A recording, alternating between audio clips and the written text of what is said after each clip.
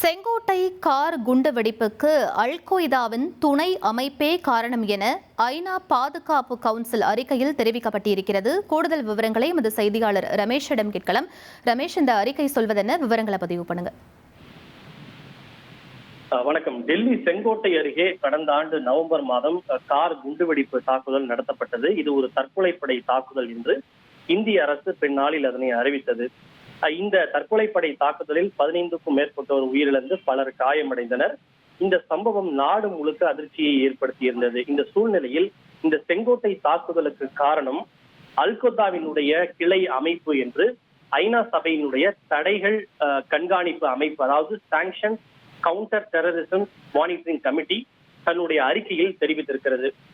குறிப்பாக AQIS, al-Qaeda Indian subcontinent என்கிற அந்த அமைப்பு தான் இந்த டெல்லி செங்கோட்டை தாக்குதலுக்கு காரணம் என்று தன்னுடைய அறிக்கையில் அதிகாரப்பூர்வமாக குற்றச்சாட்டுகளை முன்வைத்திருக்கிறது. இது மட்டுமல்ல, இந்த அல்-கொய்தா அமைப்பு வங்கதேசத்திலும் தன்னுடைய கிளைகளை பரப்புவதற்கான முயற்சிகளில் ஈடுபட்டு வருவதாக தெரிவிக்கப்பட்டிருக்கிறது. குறிப்பாக தீவிரவாத நிதி உதவி உள்ளிட்ட பல்வேறு விஷயங்களையும், அதே போல பிராந்திய நெட்வொர்க்கை விரிவுபடுத்தக்கூடிய பணியிலும் இந்த அல்-கொய்தா ஈடுபட்டு வருவதாகவும், இது எதன் மூலமாக அதனை செய்து வருகிறது என்றால் கிரிப்டோ கரன்சி மூலமாக வங்கதேசத்திலும் இந்த நடவடிக்கையை இந்த அல்-கொய்தா மேற்கொண்டு வருவதாக ஐநா தன்னுடைய அறிக்கையில் அதிகாரப்பூர்வமாக தெரிவித்திருப்பது குறிப்பிடத்தக்கது.